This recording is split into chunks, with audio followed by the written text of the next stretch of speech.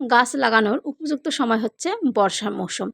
এই সময় মাটি ভেজা থাকে এবং মাটিতে পর্যাপ্ত পরিমাণে রস থাকে, যেটা গাছ লাগালে গাছকে সহজে জন্মাতে সাহায্য করে এবং গাছ পর্যাপ্ত পরিমাণে মাটির রস পেয়ে থাকে।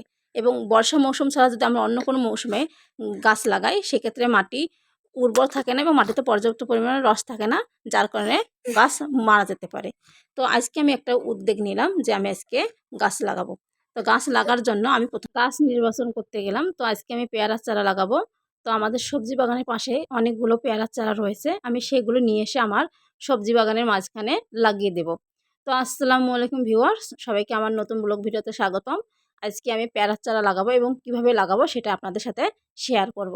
তো প্রথমে চারাগুলো দেখে এসে চারা তোলার জন্য পাসুন, তারপর প্রয়োজনীয় জিনিসপত্র এবং পানি নিয়ে আসলাম। তো চারা যেহেতু লাগাবো, তার আগে আমি জায়গা নির্বাচন করলাম যে কোথায় লাগাবো। যেহেতু চারাগুলো খুব ছোট, তাই আমি ঝোপঝাড়ের মাঝখানে লাগিয়ে দেব, যাতে গরু ছাগল এটা দেখতে না পারে। যদি গরু ছাগল দেখতে পারে তাহলে সেটা খেয়ে ফেলবে, খেয়ে ফেললে গাছটা আমার হবে না। তাই আমি এমন জায়গা নির্বাচন করলাম যেখানে পর্যাপ্ত পরিমাণে রোদ পাবে এবং আমি যেন খুব সহজে পানি সরবরাহ করতে পারি, সেই রকম জায়গা আমি নির্বাচন করলাম। যেহেতু মাটি খুব উর্বর ছিল, তাই আমি অল্প আলতোভাবে এই মাটিগুলো খোঁড়ার সঙ্গে সঙ্গে মাটিগুলো আলগা হয়ে গেল। দেখতেই পাচ্ছেন মাটিগুলোতে কতটা উর্বর হয়ে রয়েছে। তো এভাবে আমি যেহেতু চারা লাগাবো, তাই আমি মাটিগুলোকে আগে আলতো করে আলগা করে নিলাম। আলগা করে নেওয়ার পরে আমি এখানে চারা নিয়ে এসে আমি যে কয়টি গাছ লাগাবো, আমি সেই কয়টি গাছ অনুযায়ী মাটিগুলো আলতো করে নিলাম। তারপরে আমি এখানে কিছুক্ষণ থাকার পরে চলে গেলাম পেয়ারা চারা তুলতে। তো আমি সব কিছু এখানে রেখে আমি পেয়ারা চারা তোলার জন্য যাচ্ছি। সঙ্গে আমার ছেলে ছিল, তো আমি আমার ছেলেকে নিয়ে যাচ্ছি। তো যেহেতু আমি আগে থেকেই পেয়ারা চারা নির্বাচন করে এসেছি, তাই আমি আসলাম পেয়ারা চারাগুলো তোলার জন্য। তো পেয়ারা চারাগুলো খুব আলতোভাবে তুলতে হবে, একদমই তাড়াহুড়ো করা যাবে না। যদি আমি তাড়াহুড়ো করে পেয়ারা চারা তুলি, তাহলে সেক্ষেত্রে পেয়ারার মূল শিপাটা কেটে যাবে, তখন আর পেয়ারা চারাটা জন্মাবে না। তো সেই ক্ষেত্রে আমি খুব সাবধানের সাথে আগে চারপাশের জঙ্গলগুলো পরিষ্কার করে নিলাম। তারপরে আমি পাশুনের সাহায্যে পেয়ারা চারার মাটিগুলো আলগা করে নিলাম। তো আমি যেখানে পেয়ারা চারা তুলতে এসেছি সেটা একটা ছিল ক্ষেত। এখানে ভুট্টা চাষাবাদ করা হয়েছিল। তো ভুট্টা কেটে নেওয়া যাওয়ার পর এই ক্ষেতটা খালি পড়ে রয়েছে। আর এই পেয়ারা চারাগুলো কীভাবে আসলো সেটাই আমি আপনাদের সাথে শেয়ার করব। আমাদের বাড়িতে আরও পেয়ারা গাছ রয়েছে, সেখানে অনেক পেয়ারা ধরেছিল। আমি সেই পেয়ারার বীজ নিয়ে সেখানে আমাদের সবজি বাগানে ছিটিয়ে দিয়েছিলাম। যেহেতু ও বৃষ্টির মৌসুম ছিল, তখনও মাঝে মাঝে বৃষ্টি হতো। তো বৃষ্টির পানি পেয়ে এগুলো আসলে সবজি বাগান থেকে এদিকে চলে এসেছে। তো আমি প্রথমে খুবই আলতোভাবে মাটিগুলো আলগা করলাম এবং মাটি আলগা করার পর আলতোভাবে জঙ্গলগুলো আমি সরিয়ে নিলাম। তারপরে আমি খুব আস্তে করে মাটিসহ আমি পেয়ারা চারাটা তুলে পাশে রাখলাম এবং যেখানে পেয়ারা চারা থাকবে তার মাটিগুলো সঙ্গে করে পেয়ারা চারা তুলতে হবে। না হলে আমরা যদি এখান থেকে মাটি নিয়ে যাই অন্য মাটিতে পেয়ারা চারা লাগিয়ে দেয়, সেক্ষেত্রে পেয়ারা চারা মারা যেতে পারে। তো যেখানে পেয়ারা চারা থাকবে সেখানকার কিছু মাটি আর আমি যেখানে গাছটা লাগিয়ে দেবো সেখানকার মাটি একসঙ্গে করে দিতে হবে। তো তাই আমি মাটিসহ খুব সাবধানের সাথে গাছগুলো তুললাম। এখানে আরও গাছ রয়েছে, তাই আমি আস্তে আস্তে গাছগুলো তুলতেছি, যাতে পেয়ারার চারার মূল শিপাটা কাটা না যায়। তো এদিকে আমার গাছ তোলা মোটামুটি শেষ। আমি এখন এদিকে সব গাছ নিয়ে এ আমার যেখানে গাছ লাগাবো সেখানে চলে যাব।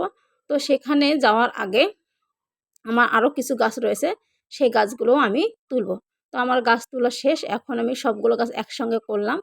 করার পরে আমি একটা গামলাতে করে সবগুলো গাছ নিয়ে চলে আসলাম। তো চলে আসার পরে আমি গাছগুলো রাখলাম। রাখার পরে আমি আমার সবজি বাগানের ভিতরে আরও কিছু গাছ রয়েছে, সেই গাছগুলো আমি তুলব। তা আমি এতক্ষণ যে গাছগুলো তুললাম তার থেকে এই গাছটা একটু বেশি বড় ছিল। আর যেহেতু গাছটা একটু বেশি বড়, তার মূল শিপাটা অনেক দূর পর্যন্ত রয়েছে, তাই আমি অনেক দূর পর্যন্ত মাটিগুলো আলতো করে আলগা করে নিলাম, যাতে আমার গাছের মূল শিপাটা কাটা না যায়। তো চারিদিকে মাটি খোঁড়ার পরে দেখতে পাচ্ছেন যে এই পেয়ারার গাছটার শিপা কত দূর পর্যন্ত ভিতরে ঢুকে গেছে। তো এটা আমি আপনাদেরকে দেখিয়ে দিতেছি। অবশ্যই আপনারা যখন কোনো গাছ লাগাবেন, সেটা মাটিগুলো প্রথমে আলতো করে খুঁড়ে নেবেন। একেবারেই খোঁড়া যাবে না, খুঁড়লে দেখা যাবে যে গাছের শিপা কাটা যাবে। তখন আর এই গাছটা আপনি যতই পানি দিয়ে সার দিয়ে লাগান না কেন, সেই গাছটা আসলে সেইভাবে জন্মে না, অনেক সময় গাছটা মারা যেতে পারে। তো মাটি যেহেতু শিপা অনেক দূরে রয়েছিল, তাই আমি খুব আলতোভাবে গাছটা তুলে নিলাম। এবং পাশে আরেকটা গাছ রয়েছে, দুটো গাছেই বেশ বড় ছিল। আমি আগে যে গাছগুলো তুলেছি তার থেকে এই গাছ দুটো খুবই বড় ছিল। তো আমি এই গাছটাও আলতোভাবে তুলবো, তার আগে আমি চারপাশে আগাছাগুলো আবারও পরিষ্কার করে নিলাম। দেখতে পাচ্ছেন গাছটা কত সুন্দর, দেখেই ভালো লাগতেছে। তো আমি এইভাবে অনেকগুলো গাছ তুলে লাগিয়ে দেব এবং পরবর্তীতে এই গাছগুলো আমার বাগানে লাগিয়ে দেব, এই কারণে যাতে আমরা এখান থেকে প্রয়োজনীয় ফল এবং ফল থেকে আমরা পুষ্টি পেয়ে থাকি এবং আমার একটা ছোটোখাটো পেয়ারার বাগানও তৈরি হয়ে যাবে। তো গাছ লাগালে কার না ভালো লাগে। গাছ লাগালে যেমন একদিকে বিভিন্ন ফলের চাহিদা পূরণ হয়, তেমনি অন্যদিকে পরিবেশের ভারসাম্য রক্ষা পায়। এ কারণেই তো বলা হয়েছে যে গাছ লাগান পরিবেশ বাঁচান। তো গাছ হচ্ছে পরিবেশের মানে আমাদের সকলের পরম বন্ধু। তাই আমরা বেশি বেশি করে গাছ লাগাবো এবং পরিবেশের ভারসাম্য রক্ষা করব এবং সেই সঙ্গে আমরা আমাদের প্রয়োজনীয় যে ফলের চাহিদা সেগুলো পূরণ করব। তো গাছগুলো সব তোলার পরে আমি যে জায়গায় মাটি আলতো করে রেখেছিলাম সেখানে চলে আসলাম। তো আমি যেখান থেকে চারাগুলো তুলে নিয়ে আসি সেই জায়গাটা ছিল একদম খোলামেলা। এখানে সবসময় হচ্ছে গরু ছাগল লাগানো হয়। আর যেহেতু এই প্রথম বৃষ্টি পড়া শুরু করেছে, তাই আমি দেরি না করে সেখান থেকে নিয়ে আসলাম। কারণ গাছগুলো গরু ছাগল খেয়ে ফেললে আমি আসলে বাগান তৈরি করতে পারতাম না। তো তাই যেমন চিন্তা তেমন কাজ, আমি দেরি না করে আমি গাছগুলো উম বাগান তৈরি করার জন্য নিয়ে আসলাম। গাছ লাগানোর উপযুক্ত সময় হচ্ছে বিকালবেলা। আর আমি যখন গাছ লাগিয়েছিলাম প্রায় সন্ধ্যার কাছাকাছি, আর একটু পরে মাগরিবের আজান দেবে। তো আমি এই সময় যেকোনো গাছ লাগালে আমি এই সময় লাগিয়ে থাকি। আর এটা হচ্ছে গাছ লাগানোর উপযুক্ত সময়। তো আমি সবগুলো গাছ এইভাবে লাগিয়ে নেব। তো আমি কীভাবে গাছটা লাগিয়ে নিলাম আপনারাও দেখতে পাচ্ছেন। তো গাছ লাগানোর পরে আমি চারিদিকের মাটিগুলো গাছের গোড়ায় দেব। তবে অবশ্যই যেখান থেকে আমি গাছটা তুলে নিয়ে আসলাম সেই মাটিগুলো আমি আগে দিলাম। দেওয়ার পরে চারিদিকে যে আমি যেখানে গর্ত করেছিলাম সেই জায়গার মাটিগুলো চারদিকে ভালোভাবে বসিয়ে দিলাম, যাতে গাছটা পানি দেওয়ার সঙ্গে সঙ্গে গাছের গোড়ার মাটিগুলো আলতো হয়ে না যায়। এবং যেখানে গাছ লাগালাম তার চারিদিকের মাটিগুলো ঠিক আলতো করে দিলাম। এভাবে আমি সবগুলো গাছের চারা লাগিয়ে দিলাম। তো লাগিয়ে দেওয়ার আগে আমি আরও ভালোভাবে মাটিগুলো আলগা করে নেব। কোনো অবস্থাতেই মাটি শক্ত রাখা যাবে না। মাটি আলগা করার পরে আমি এইভাবে হাত দিয়ে মাটিগুলো সরিয়ে একটা গর্ত করে নিয়ে, দেখতেই পাচ্ছেন আমি আগে থেকে যে পেয়ারা গাছের গোড়া মাটি ছিল সেই মাটিগুলো দিলাম। তারপরে চারদিকের মাটিগুলো দিচ্ছি। দেওয়ার পর প্রথম গাছটার মতন আমি এই গাছটাতেও মাটিগুলো খুব ভালোভাবে দিলাম। দেওয়ার পরে আমি এখানে যতগুলো চারা নিয়েছিলাম সবগুলো চারাই লাগিয়ে দিলাম। এখন আমি এখানে পানি দেব। তাই আমি আগে থেকে আনা পানিগুলো সঙ্গে আমি আরও পানি অ্যাড করার জন্য বাসায় চলে গেলাম। বাসা থেকে আমি এই মগে করে আরও পানি নিয়ে আসলাম। নিয়ে আসার পরে আমি গাছের গোড়ায় পানি দেবো। তো গাছের গোড়ায় পানি দেওয়ার সময় মনে রাখবেন পানিগুলো একেবারে দেওয়া যাবে না। যেহেতু নতুন গাছ আমি এখানে নিয়ে এসেছি, তাই হাত দিয়ে এভাবে চারিদিকে আগে ভিজে দিতে হবে।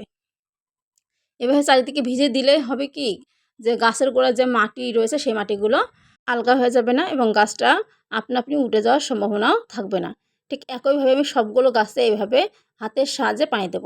যখন গাছটা আমার মাটির সঙ্গে খুব ভালোভাবে লেগে যাবে তখন আমি মগে দিয়েই গাছে পানি দেব। তো এইভাবে আমি সবগুলো গাছে পানি দিয়ে দিলাম। তো আমার তৈরি হয়ে গেল ছোটোখাটো পেয়ারা বাগান। আমার ভিডিওগুলো ভালো লাগলে অবশ্যই চ্যানেলটা সাবস্ক্রাইব করে দিবেন এবং লাইক কমেন্ট করে পাশে থাকবেন। এইরকম বিভিন্ন ভিডিও পেতে চাইলে আমার ইনবক্সে কমেন্ট করবেন এবং পরবর্তী ভিডিও দেখার আমন্ত্রণ রইল সবাইকে।